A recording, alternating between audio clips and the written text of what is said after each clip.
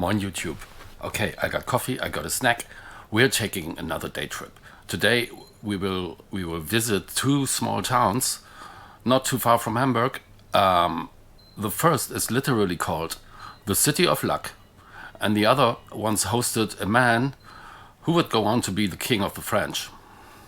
Yeah, let's go.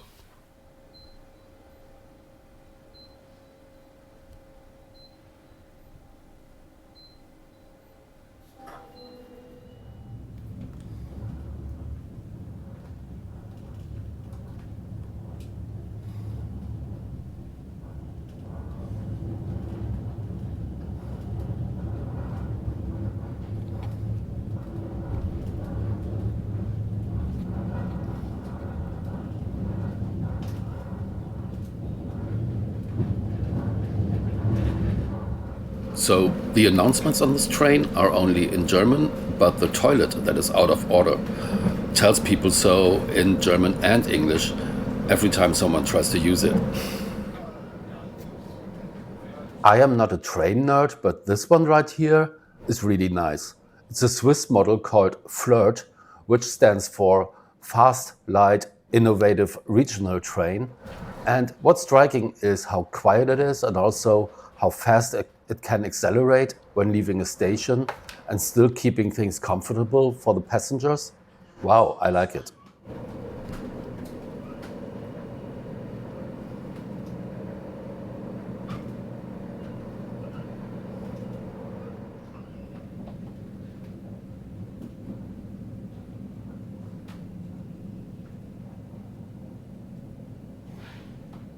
The trip to my destination today only takes 40 minutes, including 5 stops in between. But when you arrive, you feel like you're on vacation. Okay, so the next station announcements are only in German, but they will tell you on which side the exit is in German and English, so that's something. Der Ausstieg ist auf der rechten Seite. Exit right.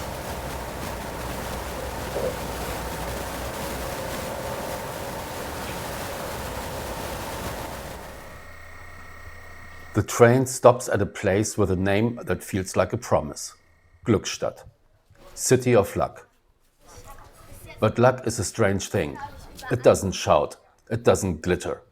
Sometimes luck is found in quiet streets, pastel houses, and the feeling that life here hasn't rushed ahead like it has everywhere else.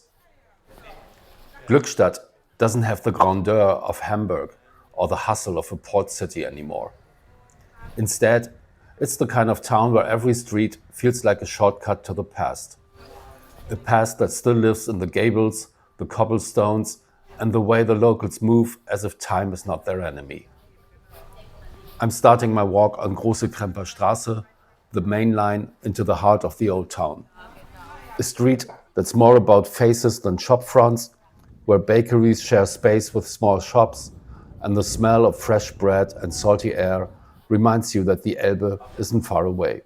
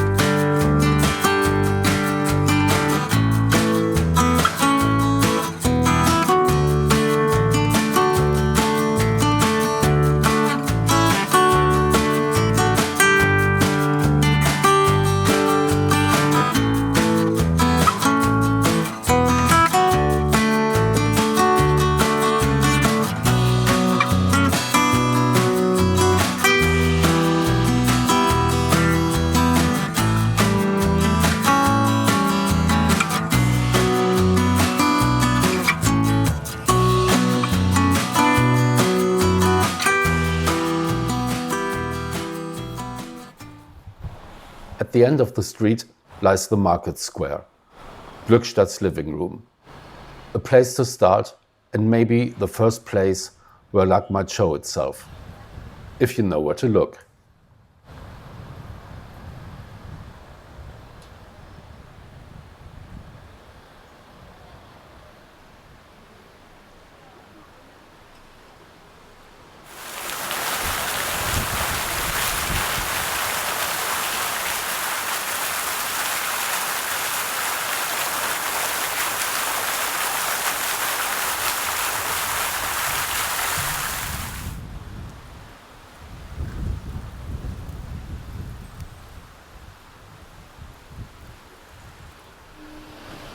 dat schall glücken und dat mut glücken und dann schall sie auch Glückstadt heden. That was Low German, and that was what King Christian IV of Denmark said when he founded this town in 1617. It translates to, this shall work and it must work, and then we shall also call it Glückstadt, the city of luck. Christian IV wasn't just building a town, he was building a statement. In 1617, Glückstadt was meant to be Denmark's answer to Hamburg, a powerful trading hut on the Elbe that could rival the Hanseatic League. The king fortified the town, opened its gates to merchants, and even promised religious freedom to attract skilled workers and traders. In his mind, Glückstadt wasn't just a name. It was a royal bet on prosperity. And while it never quite dethroned Hamburg, traces of that ambition are still here, in the wide market square, the elegant houses, and the quiet pride that lingers in the streets. Christian IV's dream was trade and power, but Glückstadt's real fame today comes from something far less political and far tastier. If you really want to understand Glückstadt, you don't read its history, you take a bite of it. Yep, there is a dike. And where there is a dike, there is water. And that water is where the city of luck came from.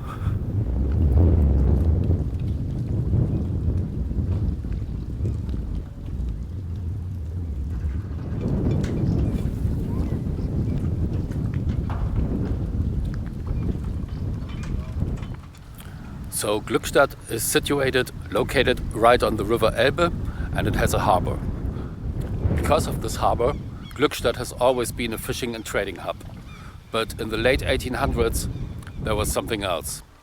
Glückstadt became known for its production of Matjes, that soused herring that is popular all over Northern Europe, really. And the one from here is supposed to be especially good. So good, the town today calls itself the Matjes capital of the world.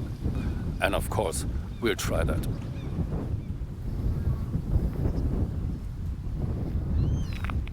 I'm afraid I'm too early.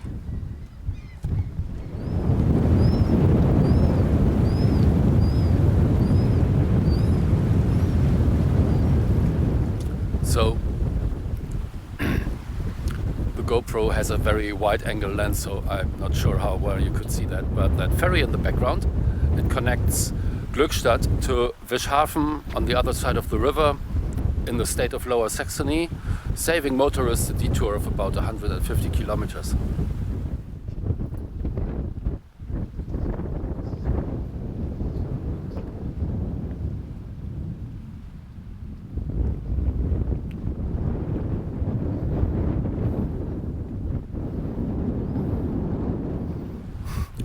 Okay, so travelers love these signs that give you directions and distances to other places. To be honest, I mean, the farthest away on that one was Hamburg at 45 kilometers. I've seen more impressive ones. But it's cute. Matjes isn't just any herring. It's a younger, milder version, cured with just enough salt and natural enzymes to make the flesh soft and almost buttery. Glückstadt has turned this into an art form. The secret? They stick to tradition. No shortcuts, no heavy spices, just pure fish aged the way it's always been. And the best way to try it isn't on a plate with silver cutlery, it's in a Matjesbrötchen. Just a roll, an onion ring or two, and the kind of flavor that tells you why this town is so proud of its silver treasure.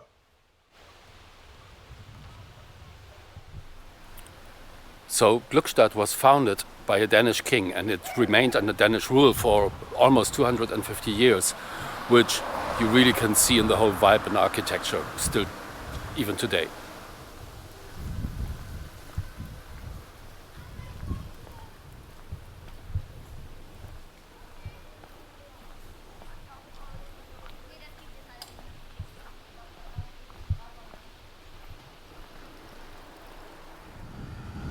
Gotta say something about the founder of this town though, King Christian IV of Denmark. Now, he wasn't just any Danish king. He was the most legendary one Denmark ever had, and even today the Danish national anthem praises his name.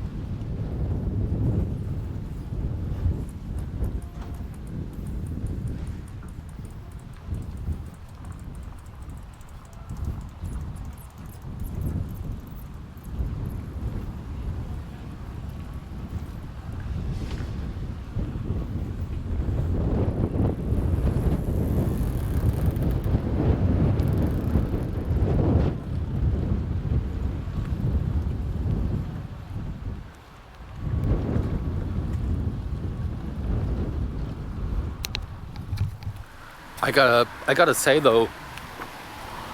though, finding a Matjesbrötchen, so a roll, is turning into a bit of a challenge. I've seen several places that serve Matjes, but it's always some full-blown restaurant and a full-blown meal, not just a sandwich. I'm sure I will find one eventually.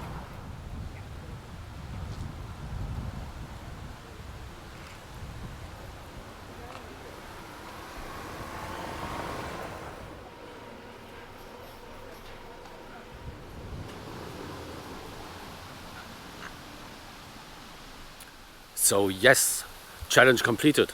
I found my Matjesbrötchen.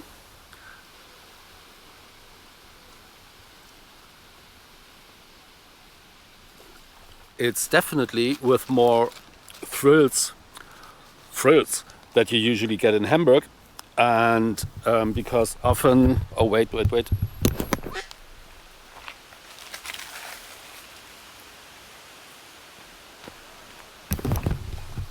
Okay, the paper flew away. I discarded it into the trash bin. Because often in Hamburg, you don't get the salad or the gravy on top. You just get bread, butter, fish. And also, this is actually proper Matjes herring, because for Matjes herring they only use immature fish that are not ripe for reproduction yet. So there is a season when you can get them, when you can catch them. And often in Hamburg it's just regular herring that is just preserved the same way as Matjes. So it's Matjes style, but this is the real deal. Let's see.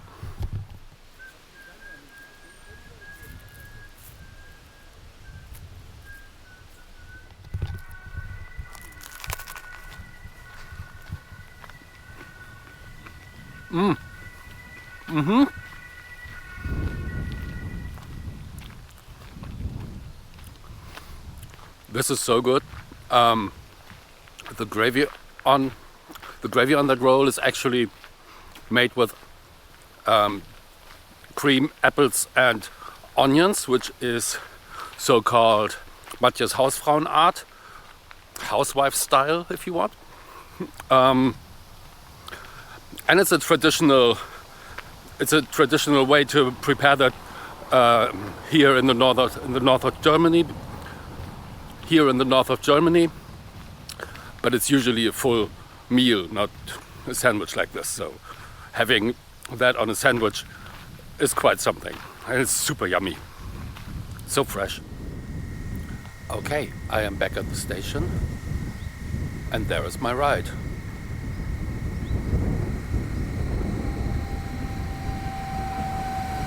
Let's head on to Friedrichstadt.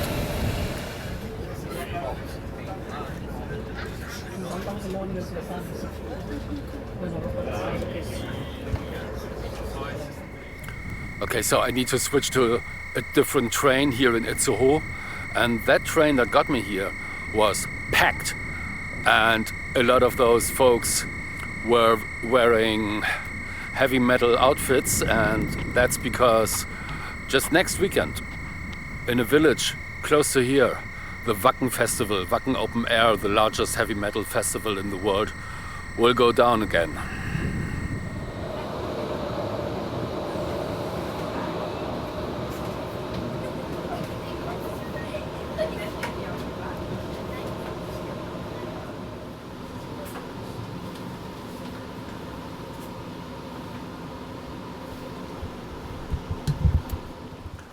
Welcome to Friedrichstadt.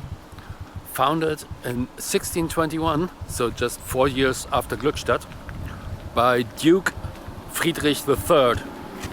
Bit of a narcissist, that one.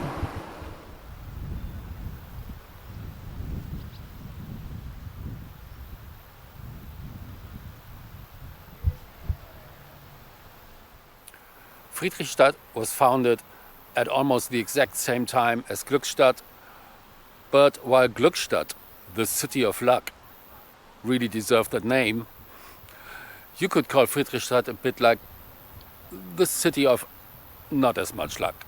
It was founded in 1622, and the founder, Duke Friedrich, invited Dutch settlers in. Now those settlers mostly came from religious groups that suffered oppression in their home. So the city became quickly known as a city of tolerance. However, Friedrich's plans to create a major trading hub didn't quite work out. Just a decade after the foundation of the town, the situation in the Netherlands had changed and many of the settlers moved back. So Friedrichstadt always remained a small town of today just 2,500 people. Its main business today is tourism, actually, but that is working quite well. Friedrichstadt is actually located just a bit over 10 kilometers from the North Sea, and many vacationers there will come here for a day.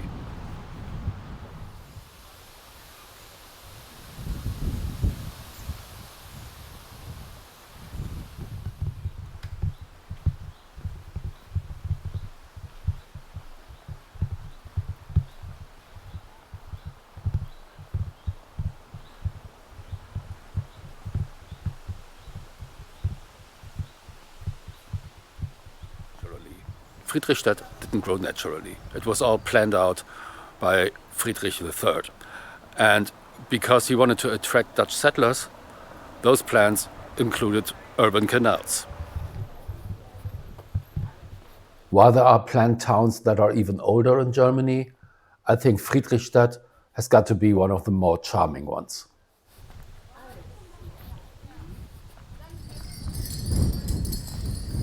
Prinzenstraße feels like Friedrichstadt's main artery, but even here there is no rush. The Dutch-style gabled houses stand shoulder to shoulder, perfectly aligned as if they've been waiting for centuries, and the canals peek out between the streets like secret mirrors. In summer, the whole town slows down. Bikes lean lazily against bridges, cafes spill onto the cobblestones, and the only real traffic is the ripples in the water when a boat glides past. Even for a tourist destination, Friedrichstadt feels unusually calm, as if everyone who comes here agrees that the best way to enjoy it is to do absolutely nothing in a hurry.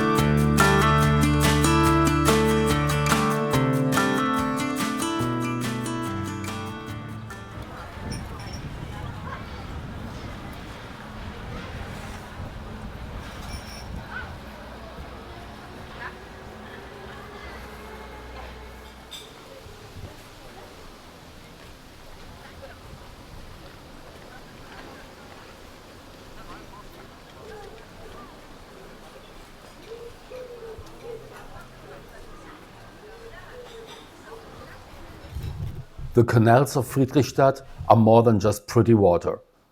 They are the town's signature, a reminder that this place was built by Dutch settlers who brought a little piece of Amsterdam with them. Standing on one of the bridges, you can see how perfectly the grid of streets and waterways still fits together, like a 17th century plan that never needed updating.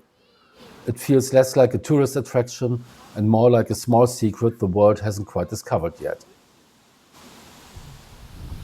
I still owe you the story about how this town once hosted a future French king.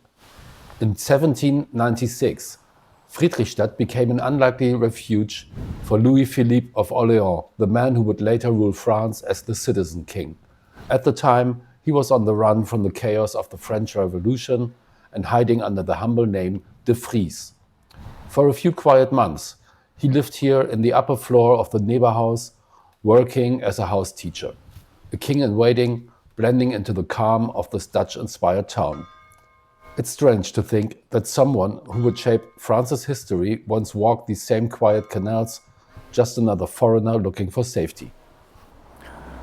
So Friedrichstadt calls itself a town, and it's officially one, and at 2,500 people, it's smaller than the village I grew up in.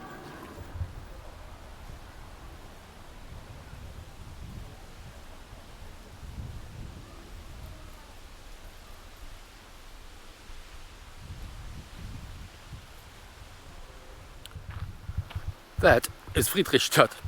It's so small. When you spend like half an hour here, walking at a lazy pace, you've pretty much seen it all.